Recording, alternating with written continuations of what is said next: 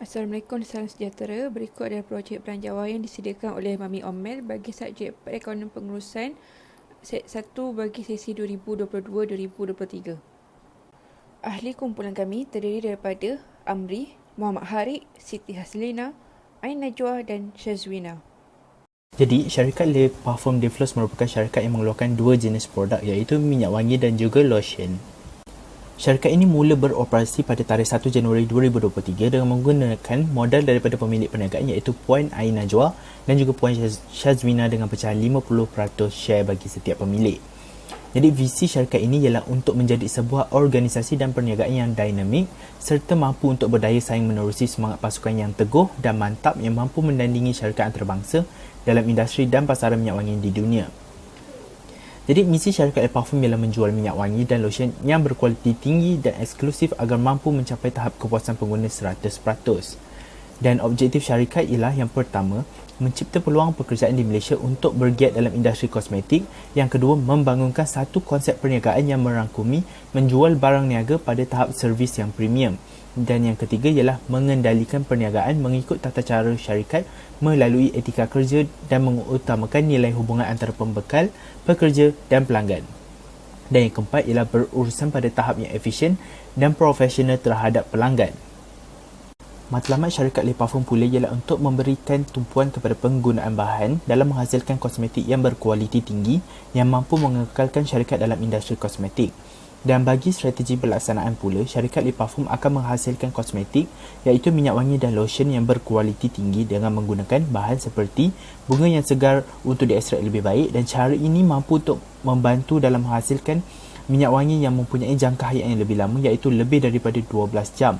Manakala bagi lotion pula, syarikat akan menggunakan bahan yang melembapkan kulit dan pada masa yang sama mempunyai wangian. Dan melalui cara ini, peletakan harga yang akan diletakkan oleh syarikat Le Parfum ini akan jadi lebih berbaloi di mana pengguna akan menerima barang jualan yang berkualiti tinggi dan pada masa yang sama boleh menikmati dengan perkhidmatan pelanggan yang terbaik. Jadi bagi perancangan keuntungan syarikat Le Parfum pula ialah yang pertama, pengumpulan ekuiti bagi tujuan untuk pelaburan dalam pengembangan perniagaan, dan yang kedua, pembayaran hutang dan bayaran tetap kepada pekerja kilang, kaki tangan, pengurusan, pemiutang dan entiti yang terlibat dalam perniagaan. Dan yang ketiga, meningkatkan jumlah keuntungan yang berkait dengan risiko dari segi tindakan strategik.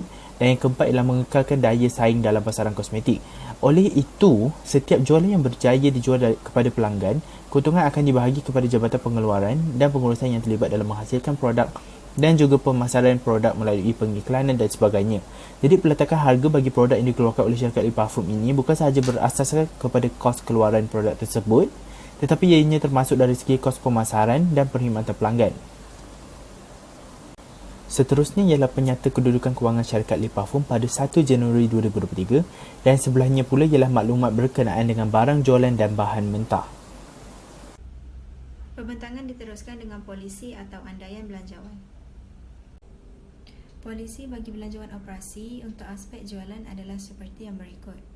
Harga jualan bagi sebotol minyak wangi adalah RM500 seunit, manakala harga jualan bagi sebotol lotion adalah RM200.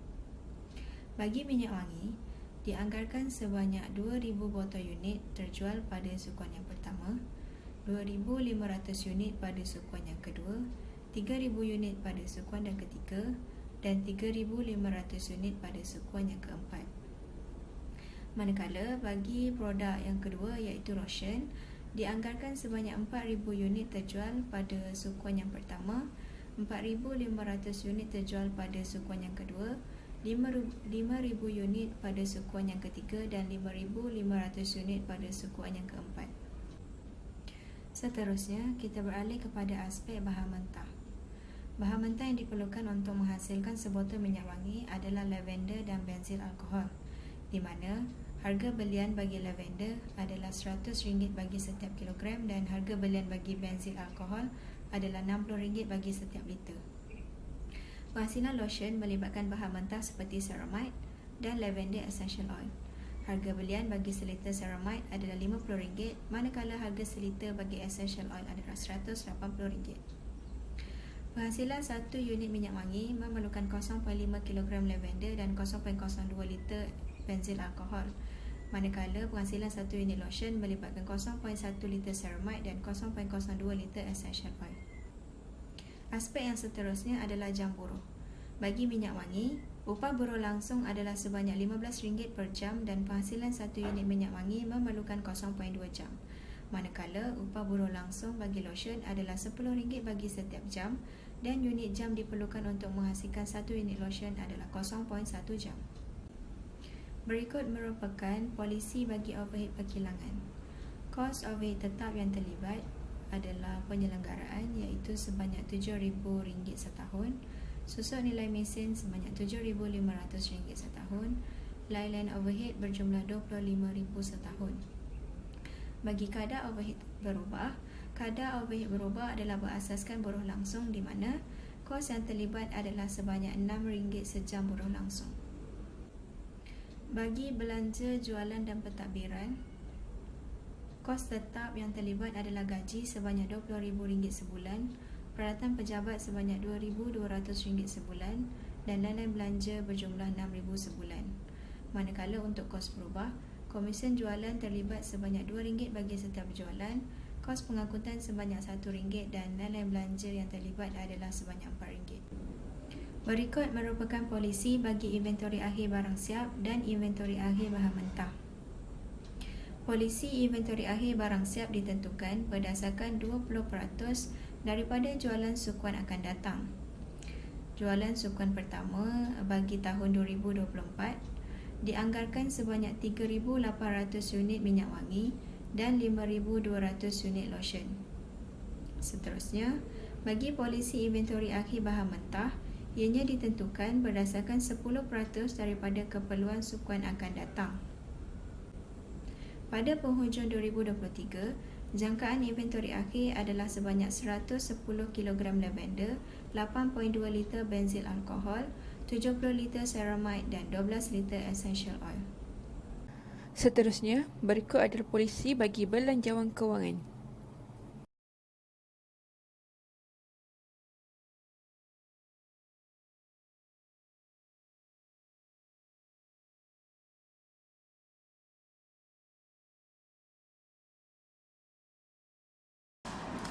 Raja dan jadual di sebelah menunjukkan hubungan antara unit jualan dan pengeluaran produk minyak wangi pada tahun berakhir 2023 mengikut setiap sukuan. Kita dapat lihat pada sukuan pertama jualan sebanyak 2,000 unit dan pengeluaran adalah 2,500 unit. Dan sukuan berikutnya sukuan kedua jualan adalah 2,500 unit dan pengeluaran adalah 2,600 unit. Dan pada sukuan ketiga jualan adalah 3,000 unit dan pengeluaran adalah 3,100 unit. Dan pada sukuan terakhir jualan sebanyak 3,500 unit dan unit pengeluaran adalah 3,560 unit. Perbezaan antara jualan dan pengeluaran adalah disebabkan terdapatnya inventori akhir dan inventori awal yang perlu disimpan untuk sukuan berikutnya. Inventori akhir adalah anggaran jualan sukuan berikutnya. Jualan minyak wangi dijangka sebanyak RM1 juta pada sukuan pertama dan sukuan kedua RM1.25 juta. Sukuan ketiga RM1.5 juta dan terus meningkat sehingga sukuan keempat sebanyak 1.75 juta. Inventori awal minyak wangi adalah kosong kerana perniagaan masih baru beroperasi. Walaupun mempunyai inventori awal yang rendah, ia tidak akan membuat unit pengeluaran meningkat sekiranya permintaan terhadap jualan adalah rendah. Terusnya, kita ke bahagian analisis jualan dan pengeluaran bagi produk lotion. Raja dan jadual menunjukkan hubungan antara unit jualan dan pengeluaran produk lotion pada tahun berakhir 2023 mengikut setiap sukuan. Kita dapat lihat pada sukuan pertama, jualan sebanyak 4,000 unit dan pengeluaran adalah 4,900 unit. Dan untuk sukuan yang kedua, jualan adalah 4,500 unit dan pengeluaran adalah 4,600 unit. Dan pada sukuan ketiga, pula jualan adalah 5,000 unit dan pengeluaran adalah 5,100 unit. Dan pada sukuan terakhir, jualan sebanyak 5,500 unit dan pengeluaran adalah 5,440 unit. Perbezaan yang berlaku antara jualan dan pengeluaran adalah disebabkan terdapatnya inventori akhir dan inventori awal yang perlu disimpan untuk sukuan berikutnya. Inventori akhir adalah anggaran jualan sukuan berikutnya. Jualan lotion dijangka sebanyak 800,000 pada sukuan pertama dan sukuan kedua meningkat 100,000 iaitu 900,000. Manakala sukuan ketiga menjadi 1 juta dan jualan minyak wangi terus meningkat pada sukuan keempat sehingga 1.1 juta. Inventory awal minyak wangi adalah RM0. Hal ini kerana perniagaan masih baru bermula untuk beroperasi. Walaupun mempunyai inventory awal yang rendah, ia tidak akan membuat unit pengeluaran meningkat sekiranya permintaan terhadap jualan rendah. Berikutnya adalah analisis hasil dan kos bagi minyak wangi. Raja dan jadual menunjukkan jumlah hasil dan jumlah kos bagi produk minyak wangi bagi tahun berakhir 2023 mengikut sukuan. Kos pengeluaran minyak wangi diperolehi melalui kos pengeluaran seunit minyak wangi didarab dengan unit yang dikeluarkan. Perbezaan antara jumlah hasil dan jumlah kos adalah merupakan keuntungan yang diperolehi daripada jualan minyak wangi. Pada sukuan pertama, hasil yang diperolehi adalah sebanyak 1 juta dan kos yang terlibat adalah sebanyak RM146,900. Oleh itu, untung yang diperolehi daripada sukuan pertama adalah RM853,000 dan RM100. Pada sukuan kedua, hasil yang diperolehi adalah 1.25 juta dan kos yang terlibat adalah RM152,776. Untung yang diperolehi pada sukuan kedua meningkat kepada RM1,097,224. Pada sukuan ketiga, hasil yang diperolehi adalah 1.75 juta dan kos yang terlibat adalah sebanyak RM182,156.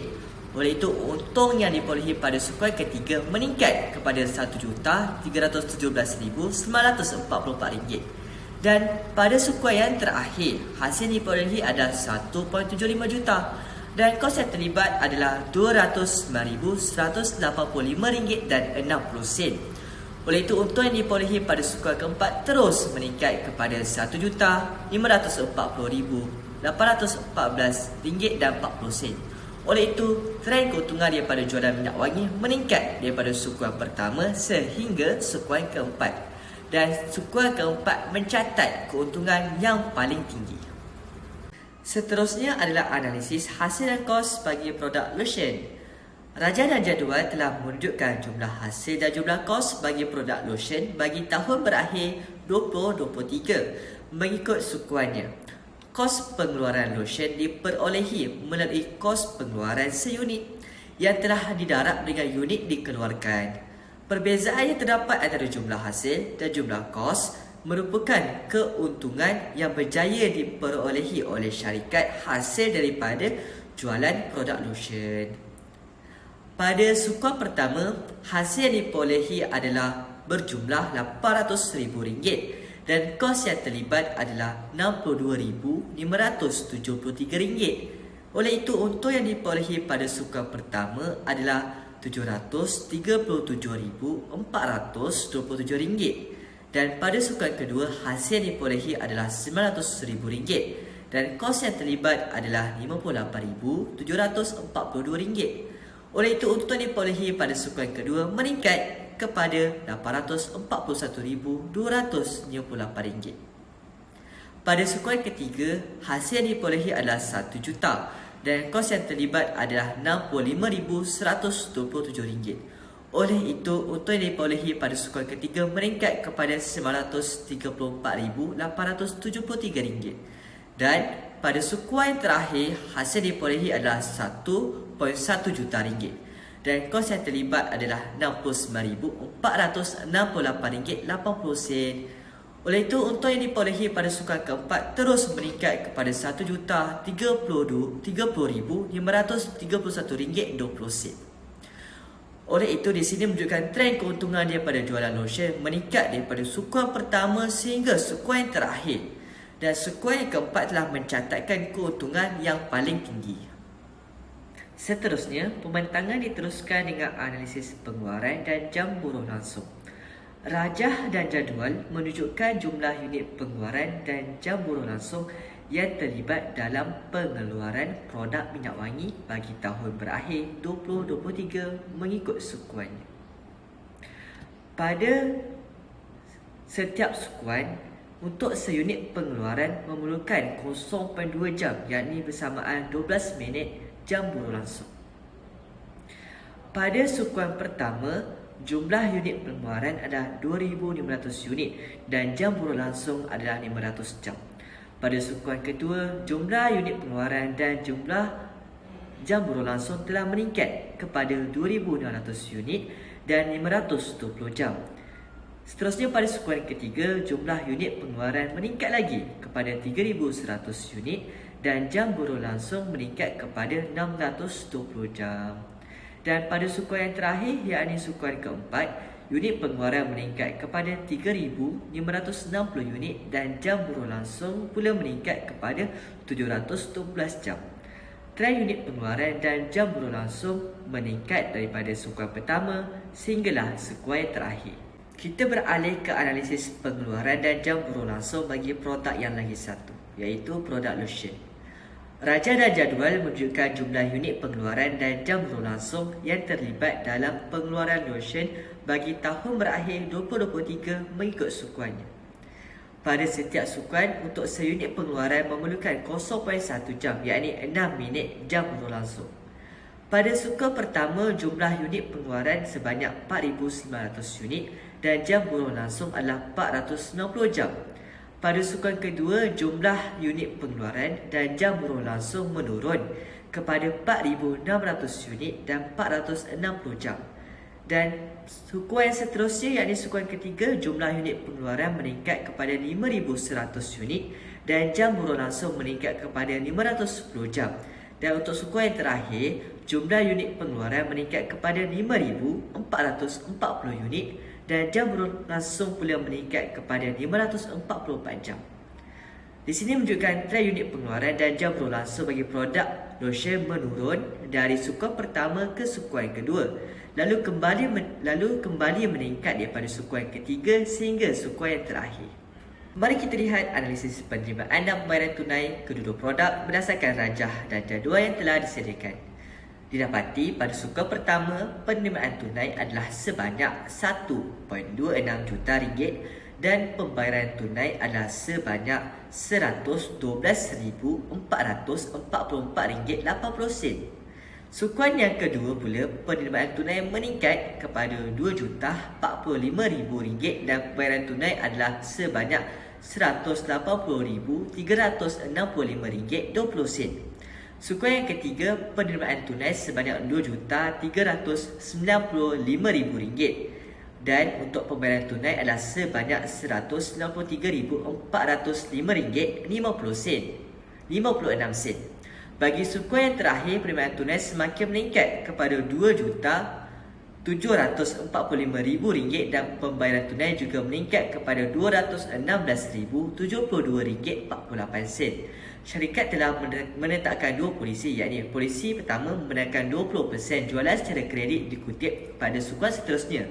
Bukan itu sahaja, syarikat juga menetapkan polisi dengan melakukan 60% daripada jumlah belian adalah belian tunai dan bakinya belian kredit dibayar pada sukuan yang akan datang.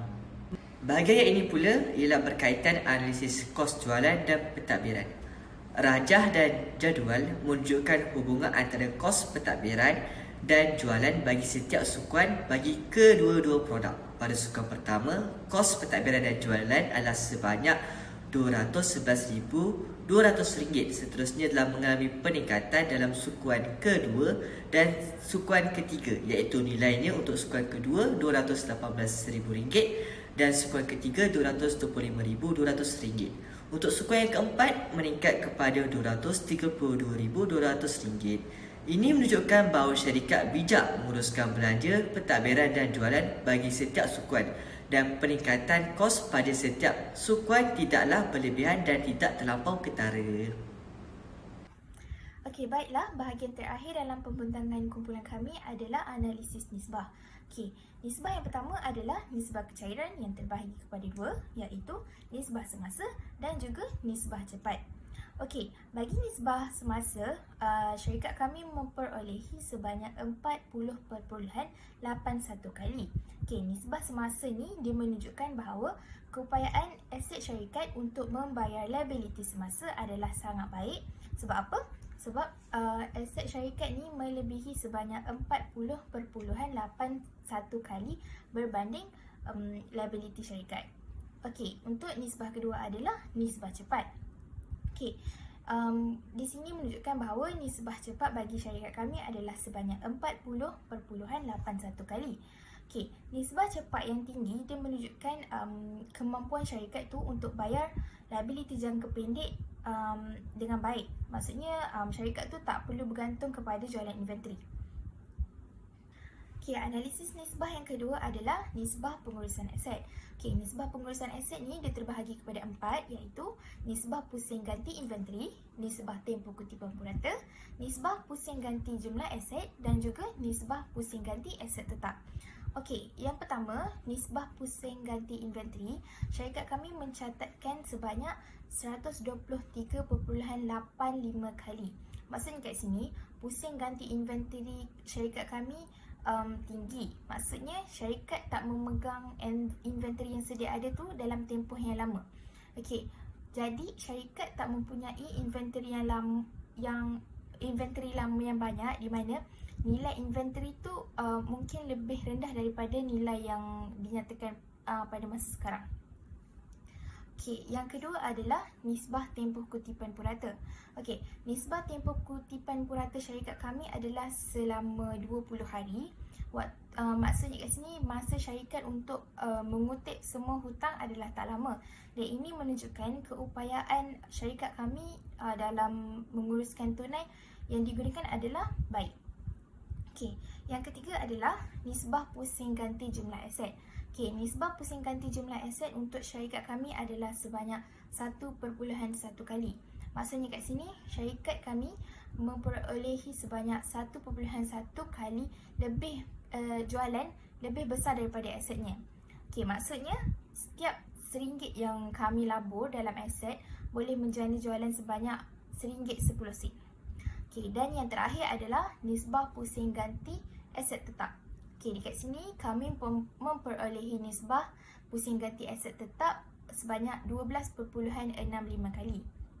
Pusing ganti aset yang tinggi ni menunjukkan bahawa syarikat kami menggunakan aset tetap yang sedia ada dengan cekap dan berkesan dalam menjana jualan. Okey, yang seterusnya adalah nisbah pengurusan hutang. Okey, dekat sini syarikat kami mengambil kira nisbah jumlah hutang. Nisbah jumlah hutang ni dia mengukur sejauh mana aset syarikat yang dibiayai melalui hutang tu digunakan. Atau maksud lainnya, berapa peratus modal hutang yang digunakan bagi membiayai jumlah aset syarikat. Okey, untuk syarikat kami mencatatkan nisbah jumlah hutang syarikat sebanyak 2.24%. Okey, disebabkan nisbah kami ini rendah, ini membuktikan syarikat kami mempunyai prestasi pengurusan hutang yang cekap. Okey, dan analisis nisbah yang terakhir adalah nisbah keberuntungan. Okey, syarikat kami mencatatkan nisbah keberuntungan sebanyak 88.90%. Okey, nisbah ni dikenali sebagai pulangan atas jualan. Okey, maksudnya nisbah ni mengukur keupayaan syarikat dari segi mengurus, mengawal pembelanjaan syarikat yang mempunyai kesan secara langsung ke atas keuntungan syarikat. Okey, disebabkan nisbah keuntungan syarikat kami ni tinggi, okey, ni iaitu margin untung ni yang tinggi, dia menunjukkan bahawa jualan yang kami dapat tu menghasilkan untung yang tinggi. Okey. Antara faktor lain adalah peletakan harga yang berpatutan merupakan strategi syarikat untuk menarik pelanggan yang terdiri daripada pelbagai segmen pengguna. Okey, jadinya ini membantu syarikat untuk meningkatkan share pasaran dalam industri.